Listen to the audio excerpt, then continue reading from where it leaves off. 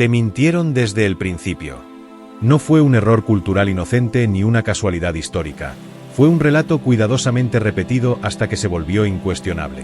Te dijeron que la atracción nace de la bondad, de la nobleza, de ser buen chico, de tratar bien, escuchar, comprender.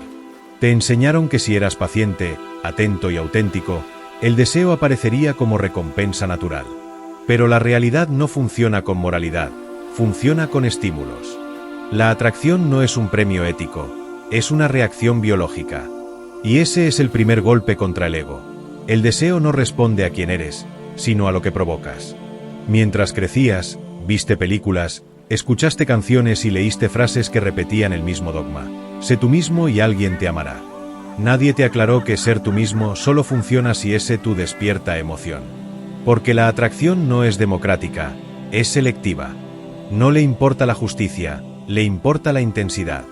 Y ahí empieza la fractura psicológica de muchos hombres. Hacen todo bien y aún así son invisibles. No entienden por qué otros, menos amables, menos atentos, incluso menos éticos, generan más interés. No es magia.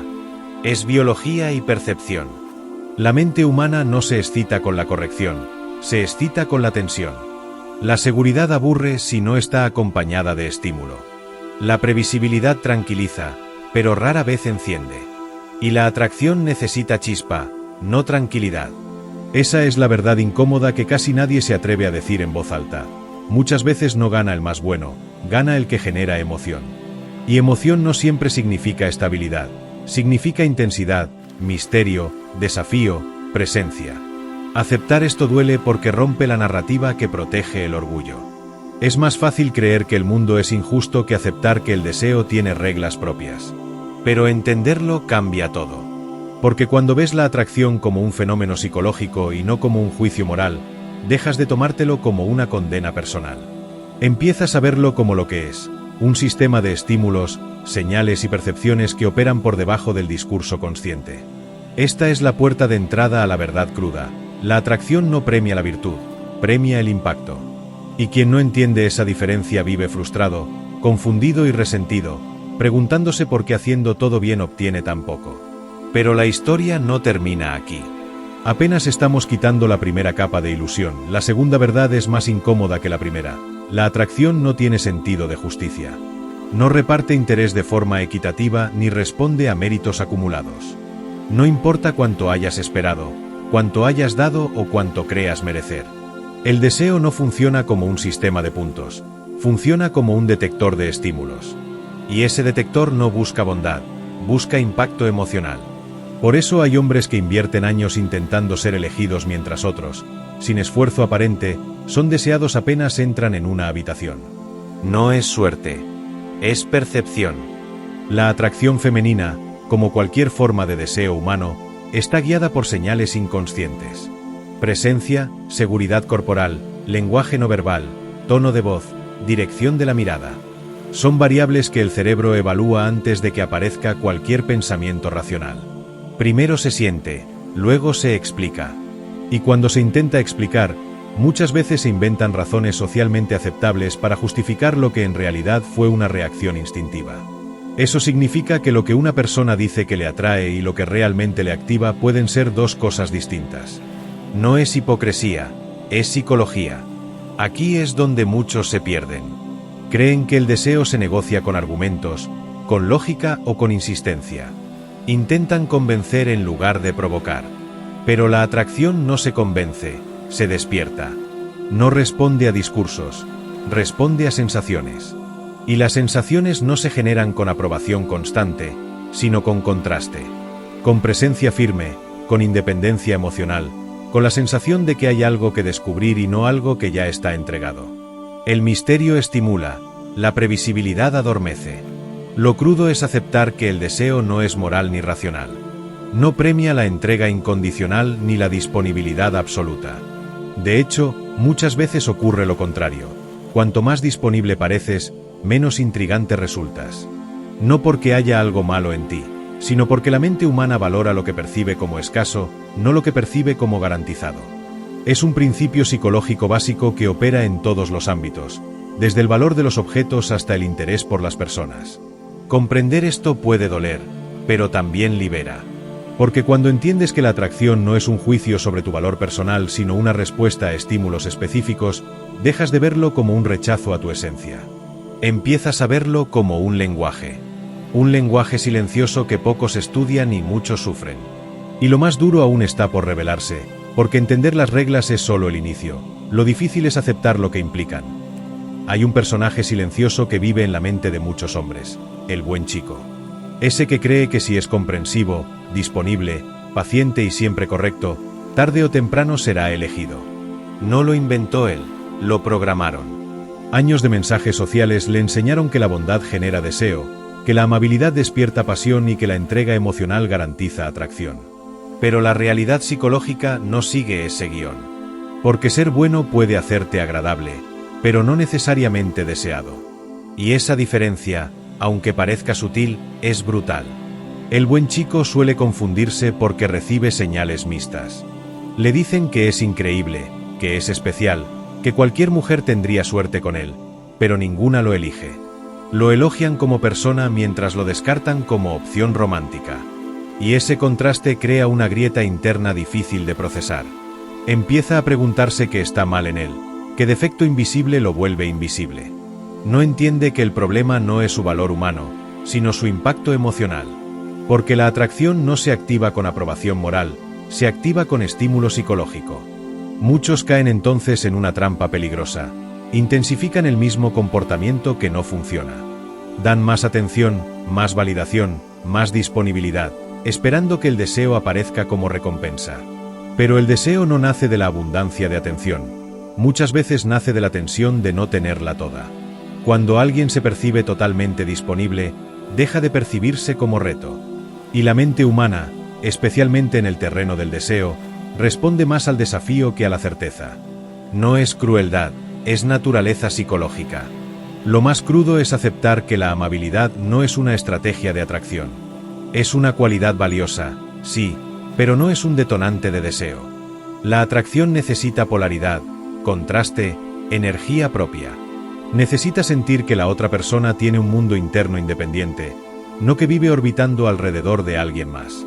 Cuando un hombre convierte su identidad en agradar, pierde magnetismo.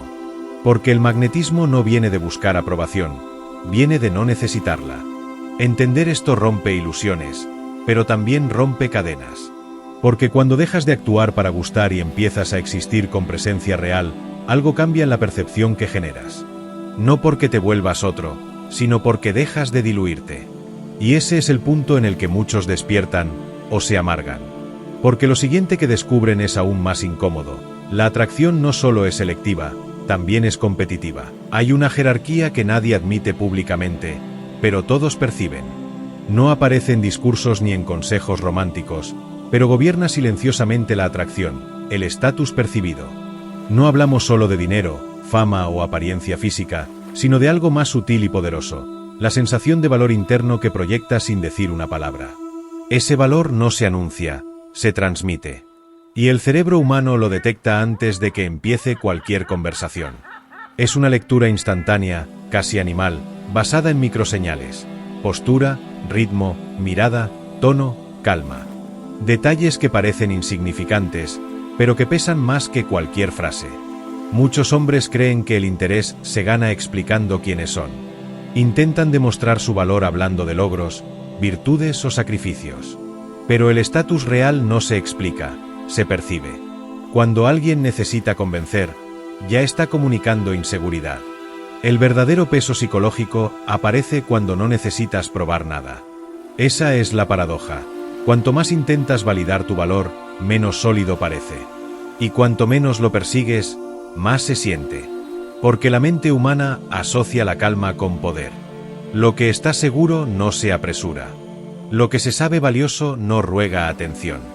La atracción responde intensamente a esa percepción invisible.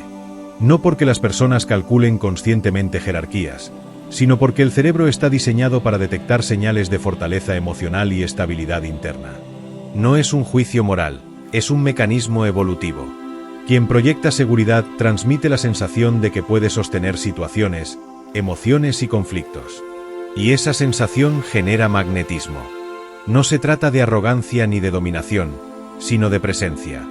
La presencia es esa cualidad difícil de describir pero imposible de ignorar.